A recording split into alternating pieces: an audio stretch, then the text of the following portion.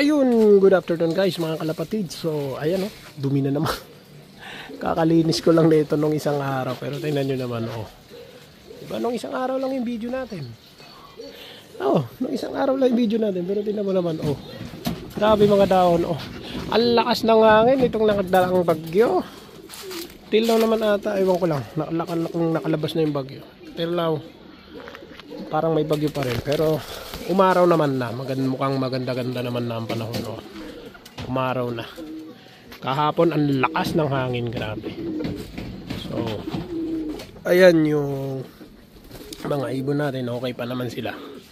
So, medyo nabasa lang yung iba. Pero, okay naman sila. Okay, so ito na pala yung, speaking of ibon, ito na pala yung pa-release natin. Okay, so sa mga nag-antay dyan, ito na po. So, ito na po sila. Ito po yung nasa malaking kulungan. Itong dalawang to. Nakakita nyo naman ang lulusog. Ayan. Mga YB yan. Okay, so ano naman gano'ng kalulusog yung mga yan. Iba ang lulusog nila. So, ang problema, wala lang singsing.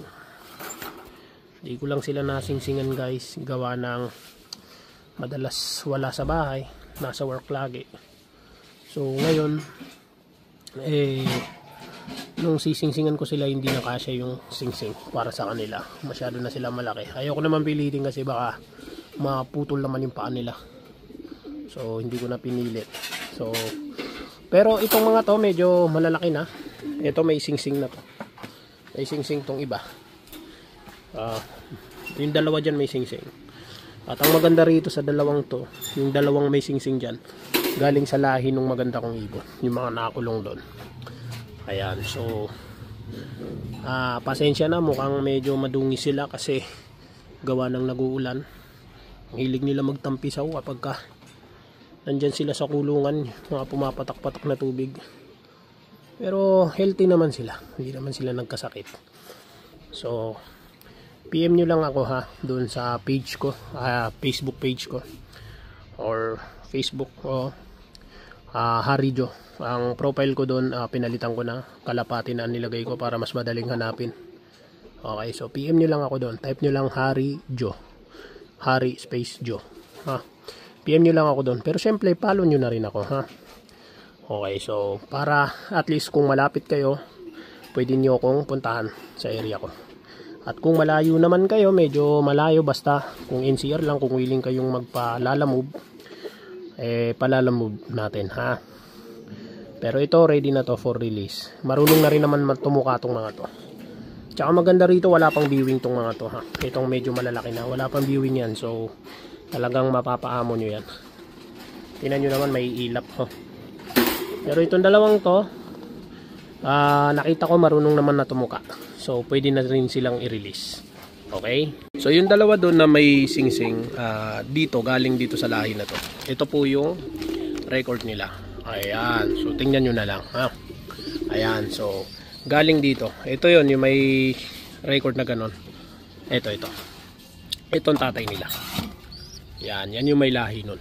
Nakita nyo naman mayroon ulit bagong YB. So kaso baka hindi ko i-release tong dalawang YB natin kasi nagustuhan ko yung kulay nito. Parang checkered siya na white feather. So baka hindi ko po i-release yan. Pasensya na. Waiting din ako sa magiging anak nito. Yung mga anak nila malalaki na rin sa akin. Batcher ko na din. Kaso hindi na ulit sila ng itlog eh. So waiting pa rin ako sa kanila. And eto, yun nga gaya ng sabi ko. Yung YB nila for release na. Maliban lang sa dalawang to. Parang ayaw kong i-release kasi. So ayan, so basta PM nyo lang ako. Dun sa gustong kumuha, PM nyo lang ako. Okay. Sa ngayon guys, yun na muna yung mga pang-release ko. Kasi ito, maliit pa. Dami na namang epot. Ito maliit pa yung dalawa dito. So hindi pa sila pwedeng release. Yung anak nito. Anak ng Homer natin. At meron din to, parang hindi ko rin ata na singsingan to. Try ko kung kakasya pa yung singsing sa kanila. Pero parang hindi na ata. Hindi ko na rin naasikaso eh. So basta PM nyo lang ako ha. PM nyo lang ako at i-release natin yung dalawang yan. i-release natin yung nandoon. So ayan, so sa ngayon pag na-release natin medyo matagal ulit bago tayo makapag-release kasi wala pang lumalabas na mga itlog sa kanila. Mga itlog na yun, pinabayaan ko na yun. Okay, so tayin ko na lang siguro mga itlog sila ulit sa mga pugad nila. Okay, so ayun lamang po, putulin ko na yung video. Hindi na masyado ako siguro gumawa ng masyadong mahabang video. So si YouTube kasi may policy pa sa ngayon, hindi pa tatanggal yung policy niya na bawal lumagpas ng 15 minutes yung video ko. So ewan ko ba bakit pagka nagsisend ako ng verification dun sa number ayaw niya mag-send. Hindi ko alam problema ni YouTube. Comment nga guys sa mga nag-video dyan na gumagawa ng content sa YouTube. Comment nyo nga ako. Comment nyo nga sa YouTube. Comment nyo nga sa akin kung bakit ganun. Kasi pag nag-update ako ng number, hindi siya nagsisend. Parang ang sinasabi niya gumamit daw ako ng ibang number. Hindi ko alam kung bakit ha. So paki-comment po sa nakakaalam. Kasi kaya may iksi lang ang video ko dahil doon. Hindi ako pwedeng lumagpas sa 15 minutes. So siguro pag na-monetize na. Siguro. So ayun lamang po. Dito ko na po ulit putulin. Okay, so PM nyo lang ako ha.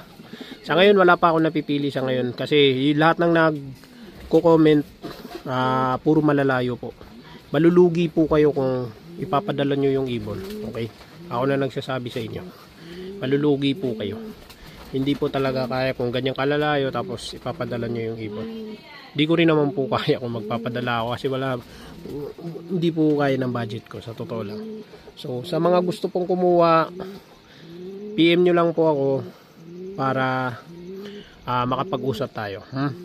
Okay?